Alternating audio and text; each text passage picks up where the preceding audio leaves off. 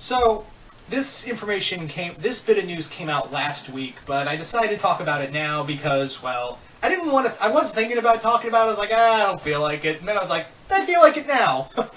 And that is the news coming out for the 4-part Batman Flash crossover story called The Button. Yeah, nothing says great DC, almost said Marvel, great DC event like The Button.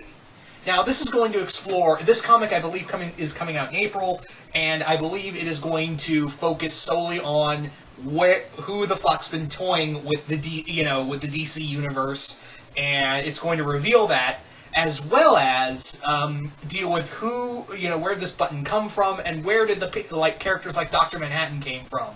So Batman and Flash are going to be investigating it, because for right now, only Bruce and Barry are the only two people who kind of know what's going on. Well, Superman does too, because it's pre-52 Superman.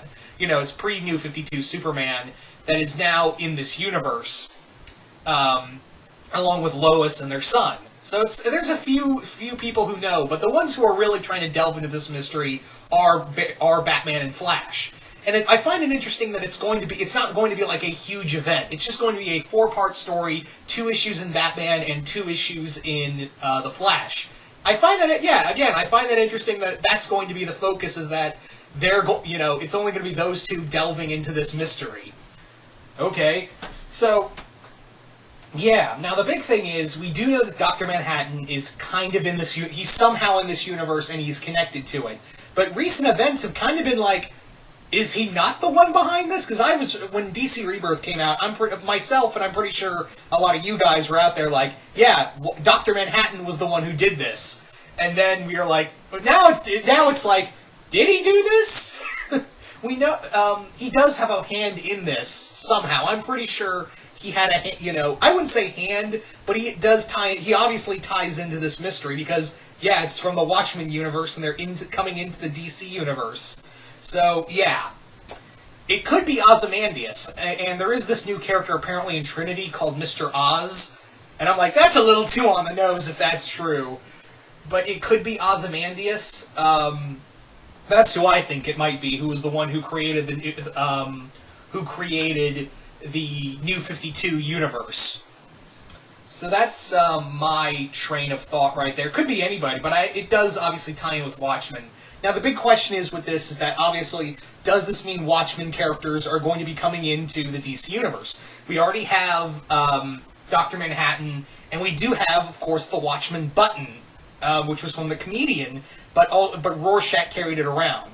Now, I'm not totally opposed to having the Watchmen characters in the DC Universe. That's just me, and I totally understand, and if you don't think so, if you don't agree with that, I totally understand, and I bear no ill will against you. Me personally, I don't mind it, but here's where I draw a line. If they say, oh, Dr. Manhattan didn't kill Rorschach, he just teleported him to another universe, I'd have a problem with that, because that messes with the story, and that kind of ruins the whole thing of what Rorschach's death meant in the comic, in the story.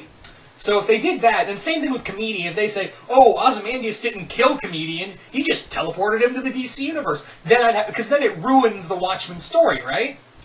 If they did, yeah, Watchmen, if Comedian and Rorschach are in the DC universe somewhere, I'm going to be like, okay, no. Now, if they brought in, characters, again, like Dr. Manhattan somewhere in the DC universe, and it could be Ozymandias might be here, and that could mean Night Owl and Silk Spectre might be in the universe as well. I'd be okay with that, because it doesn't mess with the story. This is after Watchmen. The Watchmen story is still secured. Again, if they did something, incredibly stupid, like teleporting Comedian and Rorschach into the DC universe instead of killing them off, as the story proposed, it just ruins the story for you. Yeah, but however, if it's after the story, and you still have some of the surviving Watchmen characters in the DC universe, I feel like it, for me, personally, and again, I can totally see where people are coming from if you don't like the idea, but me personally, I feel like as long as the surviving characters are taken out, and they do it in a way that doesn't hurt the Watchmen story in of itself, then I'm fine with it. But I can understand people who want to leave that story alone. It's the same thing with what I was like when I was reading the Before Watchmen comics, where it doesn't really hurt the story. It just kind of tacks on in that universe, especially Darwin Cook's Minutemen story. That was awesome, and again, it's sad that Darwin Cook is no longer with us. So I feel like that kind of adds on.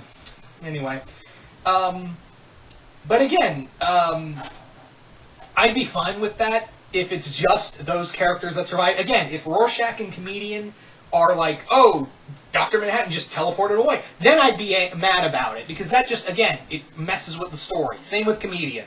Now, if Night Owl and Silk Spectre, Ozymandias, and Dr. Manhattan are... well, Dr. Manhattan's, I guess, in the DC universe right now, because technically, that's kind of true, is that when he said he was leaving the human race, he didn't say where he was going, and Manhattan has the power to go wherever the flying fuck he wants. So, yeah, you could say, yeah, he's been hiding in the DC universe for the whole time, just being like, yeah, I just want to be left alone.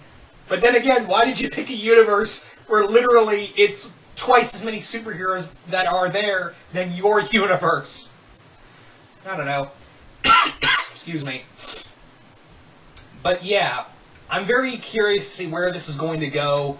And yeah, I'm really looking forward to seeing, what Batman and Flash uncover throughout this story. And I'd be kind of cool. I'm kind of at the same time, I'm like, man, that'd be kind of awesome seeing, Night Owl and Silk Spectre in the interacting with the DC characters, like Night Owl hanging out with Ted Kord.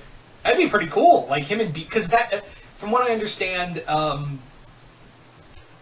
he's more Night Owl is more like an amalgam of Batman and Blue Beetle, but him hanging out with like Ted Kord or Batman would be a lot of fun. Black Canary and Silk Spectre teaming up, that'd be awesome.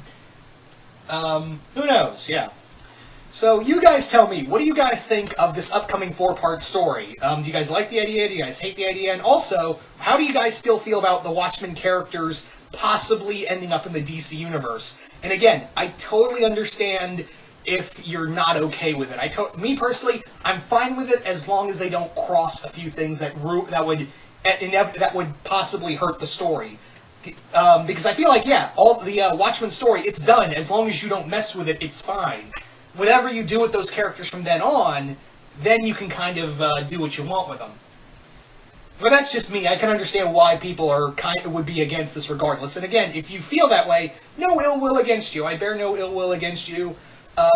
And again, I totally understand where you're coming from if you feel that way. I totally 100% understand where you're coming from on that ground. But yeah, all in all, I just want some answers, man, of who fucked with the DC Universe. Who made the New 52?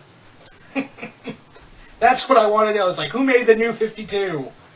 Anyway, so just comment below. Let me know what you guys think. Do you guys like this? Do you guys hate this? And once again, hope you all enjoyed this, and I will see you guys later.